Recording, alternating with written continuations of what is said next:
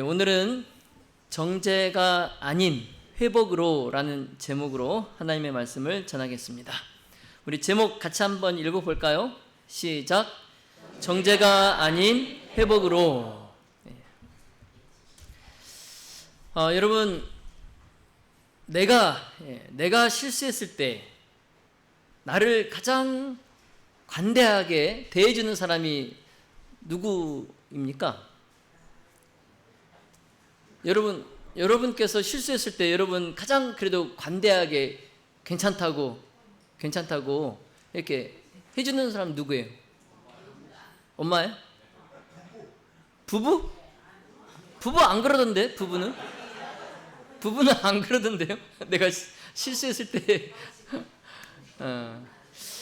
여러분, 내가 실수했을 때 그래도 괜찮다고 가장 많이 이렇게 이해해 주시고 또 받아주시고 해주시는 분이 어머니시죠, 어머니.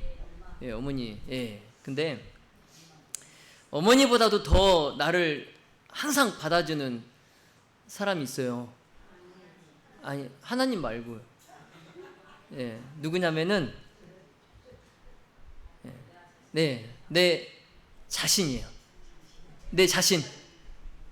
나에 대해서 참 관대합니다. 여러분, 그렇지 않나요?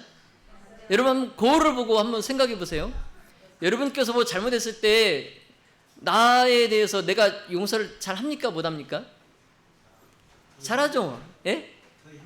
더 힘들어요?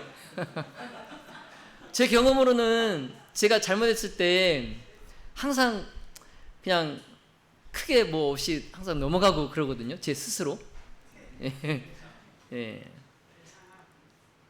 제가 지금까지 뭐 잘못했을 때 이거 잘못하면은 뭐 몽둥이로 내 종아리를 내가 10대씩 때리겠다 한 적 한 번도 없었던 것 같아요.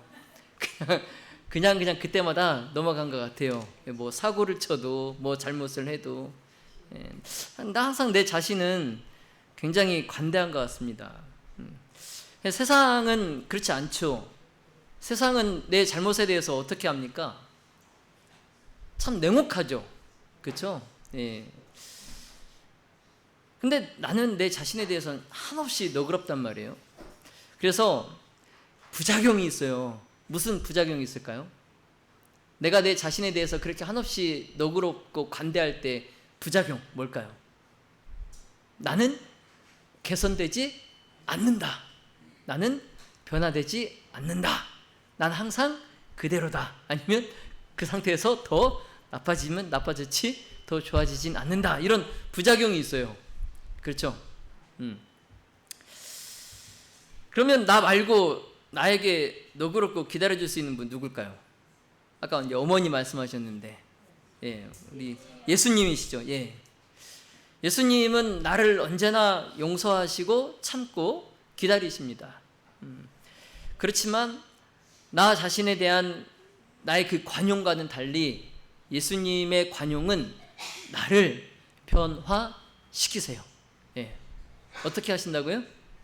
예, 예수님의 참고 기다리심은 나를 변화시키세요. 예. 그래서 나에 대한 잘못, 내가 나에 대해서 관대하고 용서하고 하는 것은 항상 내가 그 자리에 있게 하지만 예수님의 참으심, 용서하심, 또 품어주심, 이거는 나를 변화시키세요. 예. 오늘 우리가 함께 묵상할 이 본문의 말씀에서 그런 예수님의 모습을 잘 볼 수 있어요. 예.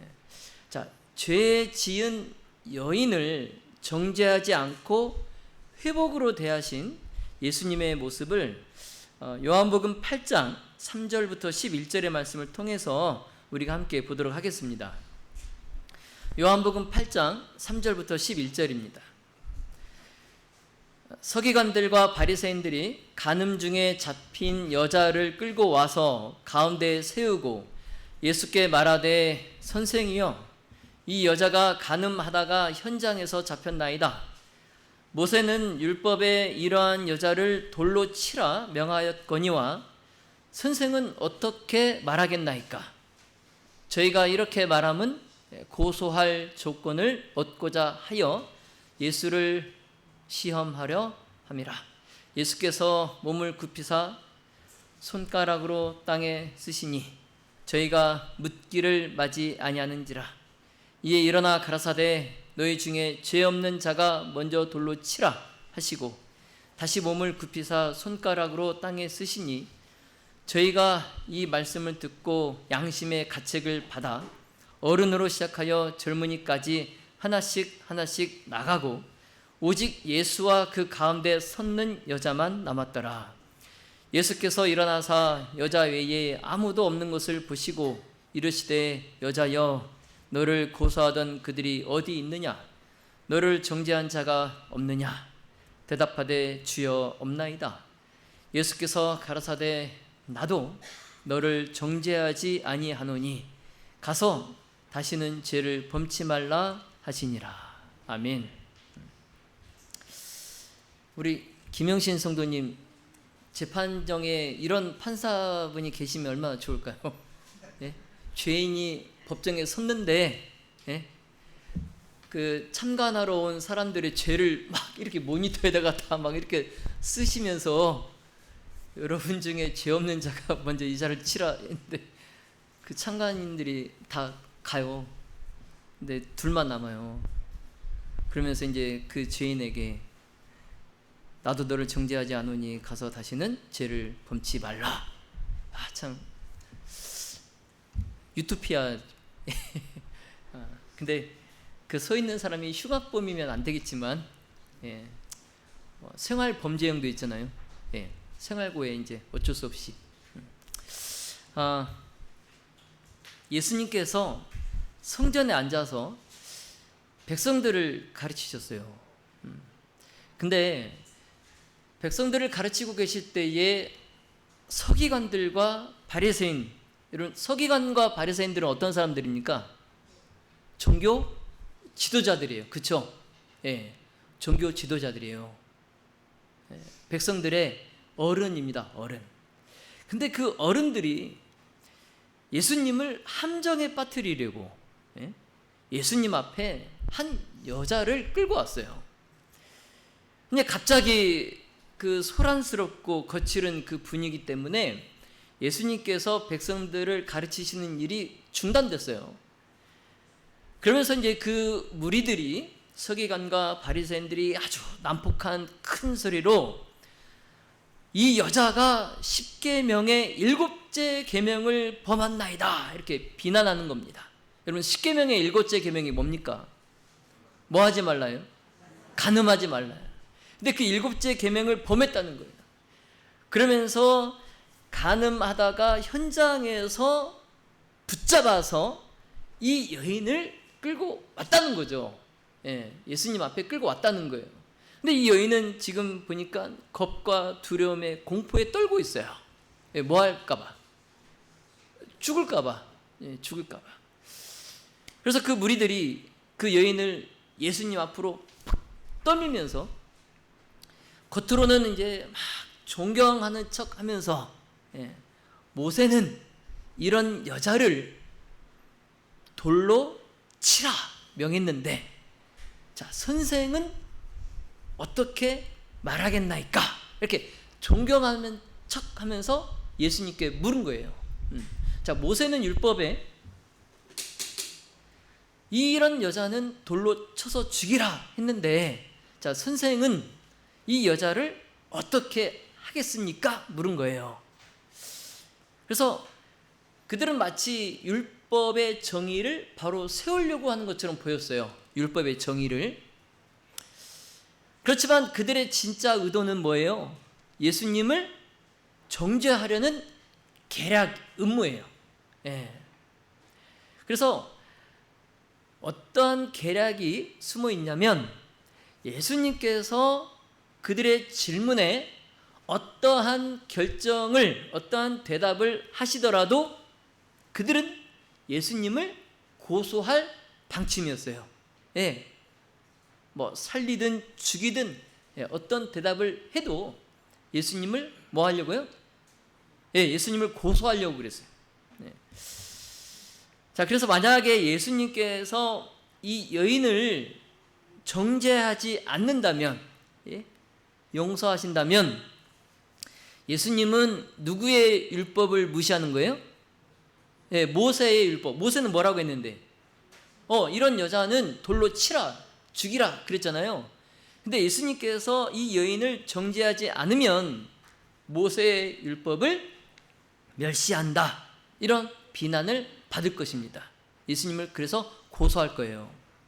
자, 그런데 반대로 예수님께서 이 여인은 마땅히 죽어야 된다, 그래서 그 여인의 죄를 정죄한다면, 죽이라 이렇게 말한다면, 예수님은 이번에는 로마인들만이 가진 권리를 횡령한다고 로마인에게 또 고소할 것이었어요. 그러니까 이 여인을 정죄하지 않으면 무슨 법에? 모세 율법에 위배되고, 이 여인을 정죄한다면 또 누구의 법에? 로마인들의 법에 위배되는 거예요. 그러니까 아주 좋은 함정을 만들었죠. 그쵸? 빠져나갈 수 있겠어요, 글쎄요? 우리 준서 왔나요, 준서? 준서 어떻게 하겠어요? 준서 정죄해야 된대요, 준서는. 근데 살리든 죽이든 다 예수님은 뭐 하게 돼 있어요? 고소당할 처지에 돼 있어요. 특히 이제 예수님께서 가늠한 여인을 돌로 쳐서 죽이라 이렇게 명령을 하신다면, 유대 율법에 따라서는 정당해 보여도, 그쵸? 모세가 돌로 치라 했으니까 유대의 율법에는 정당해 보이지만 로마 법에 따라서는 이게 바로 불법적인 사형 선고거든요. 왜냐하면 로마는 피식민지 지역의 자치권을 일부는 인정을 했지만 이 사형을 결정하거나 집행하는 권한은 주지 않았어요. 오로지 총독 그리고 로마 관리만 갖고 있는 권한이었어요. 사형하고 그것을 집행하는 권한이. 그래서 요한복음 18장 31절에 예수님께서 붙잡혀서 법정에 서셨을 때, 빌라도 앞에 서셨을 때에 유대인들이 뭐라고 했어요? 빌라도에게, 우리에게는 사람을 죽일 권한이 있다 없다? 없다. 우리에게는 사람을 죽일 권한이 없다. 이게 무슨 말이에요?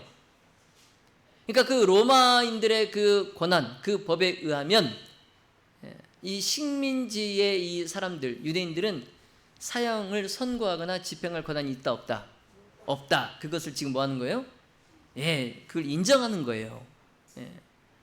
그래서 만약 예수님이 그 여인을 죽이라 이렇게 했다면 유대 율법에 따른 정당한 명령처럼 보였겠지만 로마법의 이 사형 그 독점에 위배되어서 곧바로 로마 당국에 의해서 정치적 반역자나 불법 재판자로 고소될 수 있는 상황이에요. 이처럼 서기관들과 바리새인들이 예수님을 법적으로든 또는 정치적으로든 함정에 빠뜨리려고 했어요. 그러나 예수님께서 어떠한 대답도 하지 않으십니다. 현명합니까? 근데 잘못된 질문엔 대답을 하지 않는 게 어쩌면 나아요. 그렇죠? 그래서 예수님께서 대답을 하지 않으세요. 그래서 수치심으로 떨고 있는 그 여인과, 그러면서 그 여인을 막 죽일 듯이 쳐다보고 둘러서 있는 그 정말 인간적인 동정조차는 전혀 없는 아주 철면피한 그 서기관들과 바리새인들, 그들을 바라보셨어요. 여인을 보시고 또 서기관과 바리새인들을 예수님께서 보셨어요. 그러면서 그 무리들이 어떤 목적으로 지금 이 여인을 예수님 앞에 데리고 왔는지 아주 잘 알고 계셨어요. 예수님께서 그 서기관과 바리새인들의 그 계략을, 음모를 너무나 잘 알고 계셨어요. 참 이 황당한 것은 이 율법의 수호자 서기관과 바리새인들, 율법의 수호자 이 자처하는 그 서기관과 바리새인들이 이 백성들의 어른이라고 했잖아요. 그렇죠? 어른. 근데 그 어른이라는 사람들이 예수님을 해할 그 계략을 만들기 위해서 이 여인에게 죄 짓게 한 거예요. 얼마나 나쁜 사람들입니까? 그쵸? 예. 이 예수님을 단지 함정에 빠뜨리려고 이 여인을 죄 짓게 했다고요. 동정심이라고는 정말 하나도 없는 아주 철면피한들이에요. 예수님께서 그 무리들의 그 질문 듣지도 않으셨어요. 그들이 하는 질문, 여러분 예수님은 어떻게 하시겠습니까? 이 질문 듣지도 않으셨어요. 그러면서 예수님께서 몸을 굽혀서 흙에다가 글씨를 쓰기 시작하셨어요. 근데 예수님께서 어떤 대답도 하지 않으시고 몸을 굽혀서 뭐 바닥에다가 뭘 막 쓰고 계시니까 이 성질이 급한 이들이 그냥 예수님께서 일부러 지금 시간을 지체하시나? 아니 뭐 이 문제에 대해서 지금 관심이 없으신가? 해가지고 예수님을 막 더 재촉하려고 이제 예수님께 가까이 갔다가 예수님께서 바닥에 뭘 적고 계신지 그들이 보게 됐어요. 근데 그들이 그걸 보고 나서는 그들의 안색이 변해버립니다. 근데 그들이 본 것이 뭐냐면 그들이 자신들의 그 생애에 아주 비밀스러운 죄들이에요. 그러니까 자기만 알고 다른 사람은 모르는 은밀한 죄, 자기만 알고 있던 죄들을 예수님께서 바닥에 적고 계시는 거예요. 예. 그러니까 그 무리들이 스스로는 그 율법을 존중한다고 그렇게 공언은 하였지만은 오히려 그들은 이 여인을 고소하기 위하여 그곳에 데려옴으로써가 이게 잘못된 거예요. 네. 뭐냐면 이 여자를 고소할 의무, 그러니까 만약에 이 여자가 정말 간음을 했다고 해도 이 여자가 간음했다고 해서 이 여자를 고소할 의무, 그 의무가 누구에게 있냐면 남편에게 있어요. 남편만이 이 여인을 고소할 수가 있어요. 그런데 지금 남편도 아닌 이 서기관과 바리새인들이 지금 이 여인을 어떻게 했어요? 붙잡아 와서 지금 고소하는 거예요. 이게 잘못된 거예요. 월권이에요, 월권. 그런데 예수님께서 그것을 문제 삼지 않으셔요. 그것을 문제 삼지 않으시고 그들이 원하는 대로 율법으로 응하십니다. 율법으로. 그들이 뭘 원했어요? 율법을 원했잖아요. 모세는 이 여인, 이런 여자를 돌로 치라 했는데 율법을 원했잖아요. 그래서 율법으로 응하세요. 그들에게. 그래서 율법에는 돌로 쳐 죽이는 그 형벌을 집행할 때 그 사건의 증인들이 먼저 돌을 던지도록 명시되어 있어요. 네. 그러니까 이 여인이 정말 만약 그 죄를 지었다면 이 여인을 돌로 치는데 가장 먼저 돌로 치는 사람이 누구여야 된다고요? 네, 증인들이에요. 증인들. 그러니까 이 여인을 붙잡아 온 서기관과 바리새인들이 가장 먼저 돌로 쳐야 돼요. 율법에 의하면. 그렇죠? 네, 증인들이니까. 근데 예수님께서 이제 일어나셔서 그 음모를 꾸민 서기관들과 바리새인들을 바라보시면서 자, 너희 중에 죄 없는 자가 먼저 돌로 치라. 이게 율법대로 말씀하신 거예요. 율법대로. 이 여인을 끌고 온 증인인 너희들이 먼저 돌로 치라. 율법에 되어 있으니까 너희 중에 먼저 너희가 돌로 치라. 근데 단서가 있어요. 뭐예요? 죄 없는 자가, 너희 증인 중에 죄 없는 자가 먼저 돌로 치라. 그리고 다시 몸을 굽혀서 계속 이어서 땅에 기록을 하고 계십니다. 땅에 계속 또 쓰고 계세요. 이렇게 예수님께서 모세를 통하여 주신 그 율법도 제거하지 않으셨어요. 그러면서 로마의 권위도 침해하지 않으셨어요. 자, 이로써 이제 서기관들과 바리새인들의 계획이 좌절됐어요.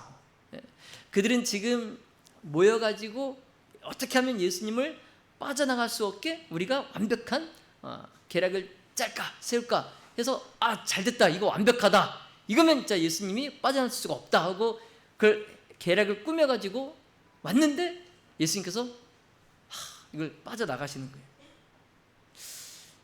그러면서 이제 그들의 생애에 그 서기관과 바리새인들의 은밀한, 아무도 모르는, 자기만이 알고 있던 그 은밀한 죄악들이 그 사람들 앞에 공개될까 봐 무서운 거예요. 예, 무서운 거예요. 여러분 무섭겠어요? 안 무섭겠어요? 예? 우리 그냥 경찰만 봐도 무섭잖아요. 예? 우리 임신미 지사님 남편분만 봐도 무섭다고 막. 예.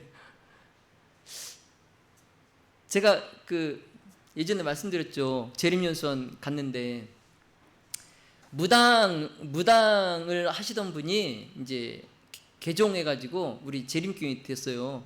이제 그분이 이제 연수원에 오셔갖고 간증을 하시는데 그분이 그 사람들의 과거를 잘 안다는 거예요. 그래갖고 목사님들이 무서운 거예요.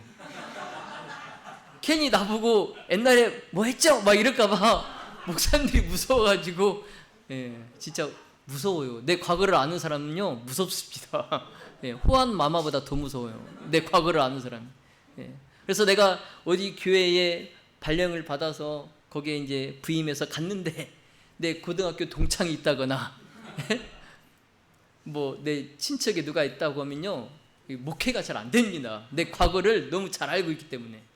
예.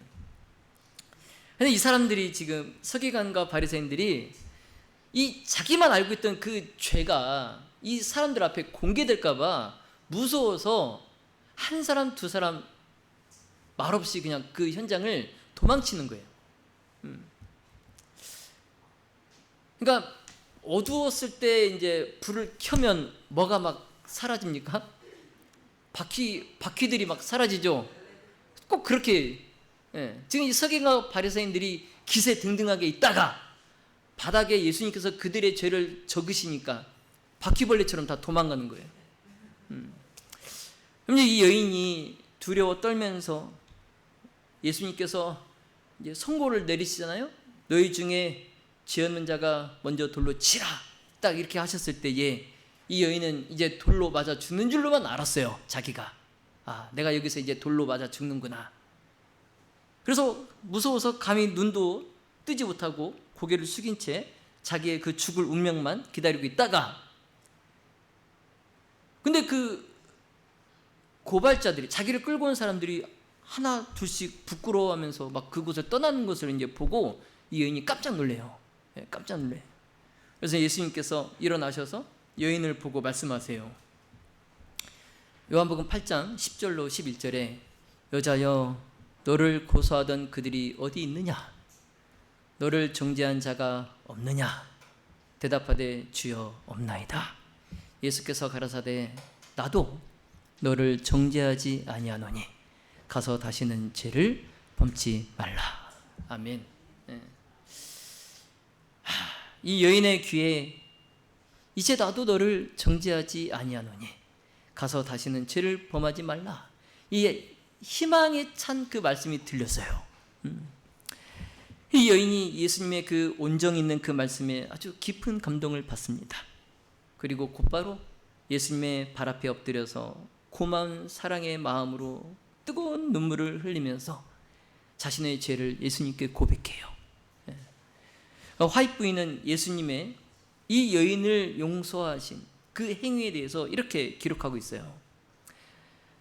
타락한 영혼을 구원하기 위하여 예수께서는 가장 흉악한 육체적 질병을 고칠 때보다도 더 큰 이적을 행하셨다. 예. 여러분 참 이 얼마나 감동적인 은혜입니까? 예?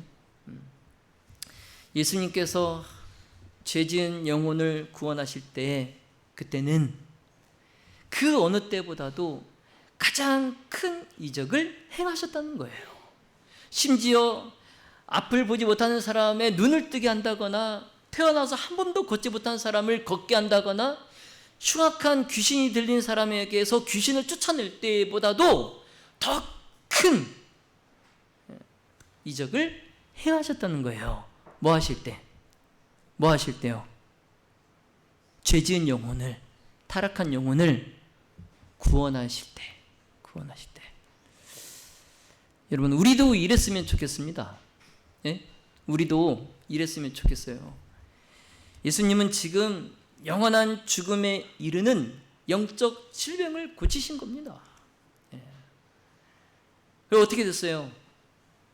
이 여인이 어떻게 됐어요? 화이트 부인은 증언하기를 이 회개한 여인은 예수님을 가장 신실히 따르는 사람들 중에 하나가 되었다 그래요. 그 여인은 자기 희생적 사랑과 헌신으로 예수님의 용서해 주신 은혜에 보답하였다라고 기록하고 있어요.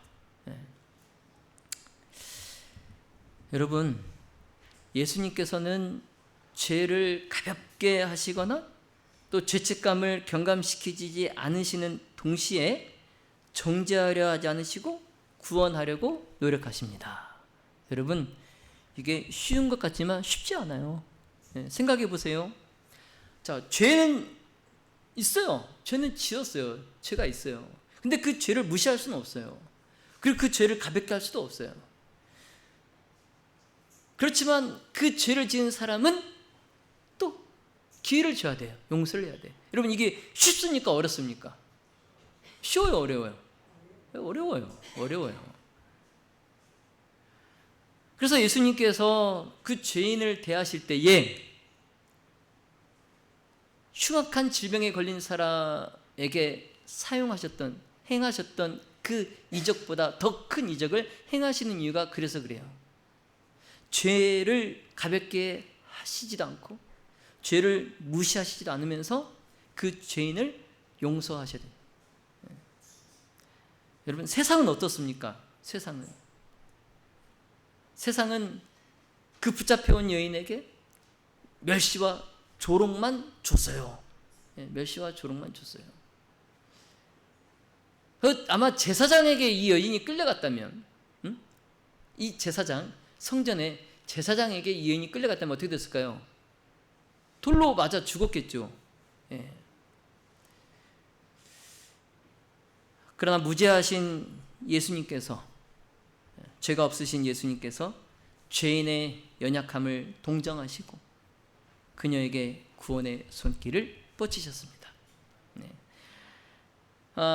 위선적인 바리새인들은 이 여인을 비난하였지만 예수님께서는 그에게 가서 다시는 죄를 짓지 말라 당부하셨어요.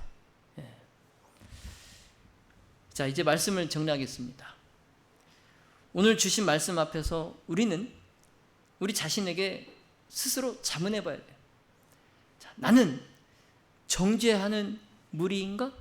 아니면 예수 앞에 엎드린 여인인가? 한번 스스로에게 질문하시기 바랍니다. 자, 나는 타인의 죄를 들춰내는데 더 열심인가? 아니면 그들을 회복시키는데 애를 더 쓰는가? 나는 죄인을 미워하고 단죄하는가? 아니면 죄는 미워하되 죄인은 사랑하신 예수님의 심정을 닮아가고 있는가? 여러분, 스스로에게 질문해 보시기 바랍니다. 여러분, 그리스도를 따르는 자는 정죄자가 아니라 중보자여야 합니다. 정죄자가 아니라 중보자. 자, 예수님처럼 죄인을 살리기 위해 침묵하고 또 무릎 꿇고 기다리는 사람이 되어야 하겠습니다. 예수님은 죄를 분명히 보십니다. 그렇지만 정죄 대신에 회복의 길을 택하셨어요. 자, 지난 안식일 설교에서 우리는 예수님께서 실족하게 하지 말라고 말씀하신 것을 기억합니다. 오늘 본문은 그 말씀의 가장 실제적인 실천의 장면이에요. 지난 안식일의 설교의 실제 사례가 오늘 이 사건이에요. 실수하고 죄 지은 사람에게 우리가 할 수 있는 최악, 이것은 정죄하여서 실족시키는 거예요. 그러나 우리가 죄 지은 사람에게 할 수 있는 최고의 사랑은 그를 일으켜 다시 걷게 하는 거예요. 자, 여러분, 예수님은 실족한 자를 일으키셨어요. 무너진 자에게 다시 시작할 수 있는 길을 열어주셨습니다. 자, 그리고 우리에게도 동일한 방식으로 사랑하고 품고 기다리라 명하십니다. 자, 예수님의 제자라면 정죄하는 손이 아니라 일으켜 세우는 손이 되어야 합니다. 자, 예수님은 오늘 우리에게 그렇게 말씀하십니다. 내 안의 죄를 먼저 보라. 그러므로 정죄보다 필요한 것은 자기 성찰과 회개입니다. 회개. 자, 사랑의 모든 가족 여러분, 자, 교회는 넘어지는 사람을 정죄하는 것이 아니라 다시 일어나도록 함께 붙잡아주는 공동체여야 합니다. 무등교회가 바로 그런 회복의 공간, 그 은혜의 공동체가 되기를 간절히 소망합니다.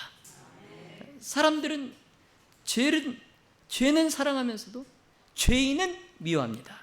그렇죠? 죄는 사랑하면서도 죄인은 미워해요. 자, 그러나 그리스도께서는 죄를 미워하고 죄인은 사랑하십니다. 이것이 그리스도를 따르는 저와 여러분의 정신이 되어야 하겠습니다. 자, 그러므로 우리의 사랑은 비난하는 데는 느려야 돼요. 거북이처럼 느려야 돼요. 나무늘보처럼 느려야 돼요. 그러나 회개함을 분별하여서 용서와 격려를 하는 데는 신속해야 됩니다. 그리고 방황하는 자를 거룩한 길로 인도하여서 그의 발이 그 길에 머무르듯 가는 우리 모든 가족들이 다 되시기를 예수님의 이름으로 축원하며 말씀을 마치겠습니다. 네, 기도하겠습니다. 하늘에 계신 아버지 하나님, 우리 안에 있는 정죄의 마음을 내려놓게 하셔서 예수님처럼 실족한 그러한 사람을 일으키고 또 넘어진 자를 회복시키는 우리 모든 가족들이 다 되게 해주시기를 간절히 기도합니다. 그리하여서 용서와 사랑으로 누군가의 삶을 바꾸는 예수님의 손과 발이 되게 하여 주시옵기를 예수 그리스도의 이름으로 간절히 기도합니다. 아멘.